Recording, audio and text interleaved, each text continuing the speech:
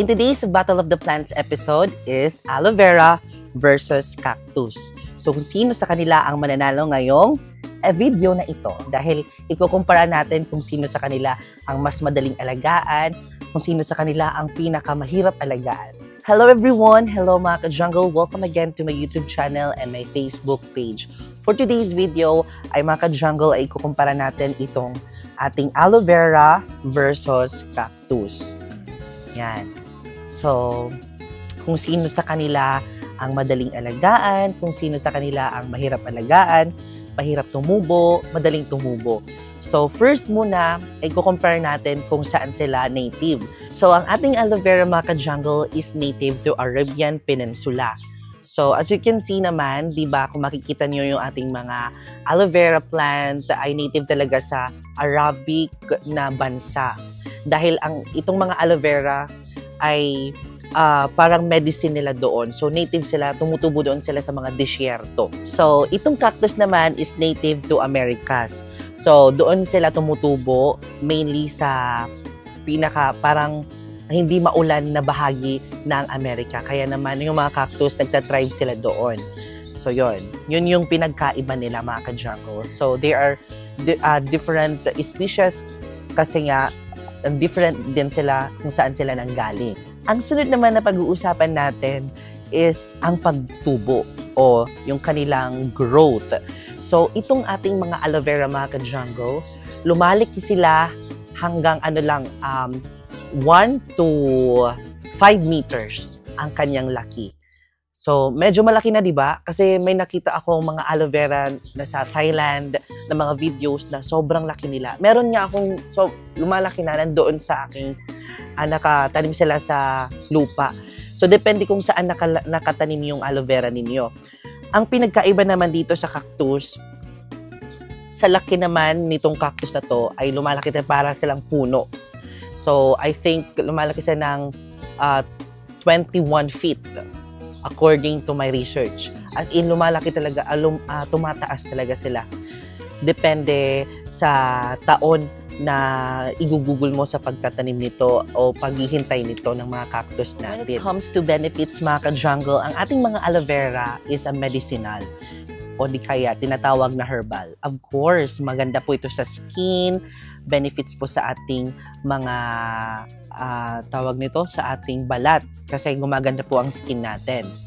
Pero dito naman sa ating cactus, this one is toxic. So some of the cactus is toxic. Pero ang aloe vera, lahat ng species ay pwede. Itong mga cactus na ito, may mga species talaga or variety ng cactus na hindi pwede hawakan, hindi pwede madampi lang sa ating kamay, kamay kasi nga makate at very toxic talaga sila at nakakalason yung ibang cactus. Pero ang aloe vera, hindi. So, ito ang the best sa lahat ng mga type of herbal or pinagsabi natin na ito ang safe for pets or safe for our house ng ating mga aloe vera. When it comes to care tips o ang pag-aalaga naman, ang pinakamadaling alagaan dito, ito yung aloe vera. Kasi nga, ang cactus ay mahirap po siya alagaan dahil nga mapili po siya ng lupa. So, kinakailangan yun ng yung mabato na lupa, tapos yung parang hindi moist na lupa. Pero itong aloe vera na to, both kaya niya i-tolerate. Kahit native siya sa Arabian Peninsula o kahit saan mang sulok ng mundo, merong mga aloe vera na tumutubo. Kaya naman, very good itong aloe vera natin kasi sa cactus. Ang cactus kasi, kahit like madiligan mo sila araw-araw like umulan, hindi mo masasadya, malulusaw yung kanyang mga dahon, yung buong halaman niya malulusaw. Sensitive ang halaman na ito kaysa dito. So, when it comes to pricing naman mga ka-jungle, kung sino ang pinakamahal sa market, of course, itong cactus natin. So, dito tayo when it comes to investment. Ang mga cactus kasi, nag-range siya ng, 100 to 1 million.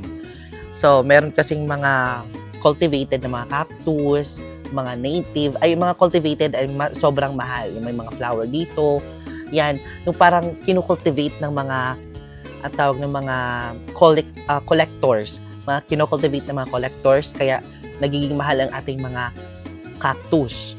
At ito namang aloe vera, although maganda din tong for investment. For example, meron kayong malawak na lupain, tapos tatamnan nyo ng maraming aloe vera, tapos lahat ng mga distributors ng mga products, pwede silang kumuha sa inyo, kayo yung source ng aloe vera. Yan, layayaman kayo dito sa aloe vera. Kaya naman doon sa mga may mga lupa na malalaki, ang aloe vera best yun sa agriculture. Kasi nga maganda po ito na investment ng aloe vera dahil you can sell it to the market or you can sell to the company para sa mga ng mga skincare. Yung as in doon sila kumukuha kung marami kayong mga aloe vera na tanim. Kung itatanong niyo mga ka-jungle kung pwede bang ipagsama sa isang pot ang aloe vera at saka cactus. So actually, hindi pwede. Kasi magkaiba po sila ng water requirements. Ito, pwede ka magdilig nito. Like for example, tinanim ay umulan ngayon. Pagkabukas, pwede niyong diligan ulit. Pero ito, pag umulan ngayon, month ang pagdilig. For example, umalon ngayon. Pwede niyong hindi diligan 1 month. They can try. Pero ito, kailangan ng dilig. Hindi ko alam in my experience lang. So, I'm sharing with you sa experience ko. Pero depende naman po sa inyo sa pag-aalaga nyo ng cactus nyo or aloe vera nyo. So, I'm sharing sa experience ko sa pag-aalaga dito. Kaya naman, itong cactus na ito, kahit hindi mo siya diligan like 1 month or 2 months, they will thrive. So, when it comes to the physical appearance of the two plants here, tingnan nyo naman, pareho sila may tinik. Ayan. Pero mas marami, syempre, mas marami ang tinik itong cactus na ito. Pero itong variety na to na cactus, kahit hawakan mo siya, hindi ka matitinik nito. Ito lang malaki. Siguro, itong, kasi baby sila, hindi pa matulis yung kanilang, tawag nito, mga tinik. Pero itong aloe vera na to, masakit pag hinahawakan, kahit kaunti lang ang kanyang tinik. Pero sila may tinik, pero mas marami ang cactus. At saka, yung cactus naman, pag hinawakan mo yung kanyang parang body, patigas. Pero pag hinawakan mo ang body ng aloe vera, so, maano siya, parang watery ba? Di ba? Ang cactus kasi, sa laman yung laman niya nito, para siyang, ang tawag nun, yung sayote. Yung kanyang laman. Di ba? Pero sabi nila nakakain daw itong cactus na to. Yan. Tsaka yung kulay ng flower nito is kulay, ang tawag na pink. Yung aloe vera hindi nagfa-flower. Pero yung cactus nagfa-flower. So, pinagkaiba nila. Tapos, physical appearance, tignan nyo naman, ibang-iba talaga. So, last tayo mga ka-jungle, sino sa kanila ang pinakamaswerte at ang malas? So, itong aloe vera ay swerte po ito.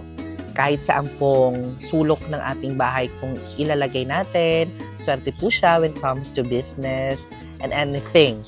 And then, this one naman, sinasabi nila na malas daw ito, lalo na pag nasa harap ng bahay kasi may mga tinik. Pero pag nasa likod ng bakuran ito, swerte daw ito kasi parang nag-aalis siya ng negative energy. So, which of the two are your bet? Itong aloe vera o di kaya itong cactus? I hope nagustuhan nyo ang ating video for today. Hindi ko naman sila pinag-aaway. Pinag-compare ko lang sila kung sino yung parang ano ang pinagkaiba nila. Although, meron silang sariling skills. Like us na mga tao, may sarili tayong kanya-kanyang skills, talents. Pati din yung mga plants, merong silang benefits. Ito wala, pero mas mahal pala ito. Parang ganun lang. So, they're very good for our garden. So, ayan mga ka-jungle, I hope nagustuhan mo ang video na ito sa ating plant episode of Battle of the Plants. So, mga 4 or 5 pa lang atang nagawa ko na itong video na ito or pang-6 na itong episode na ito. You can watch mga ka-jungle ang Battle of the Plants sa ating YouTube. So, maraming salamat sa panonood and I will see you next episode because more plant, less stress.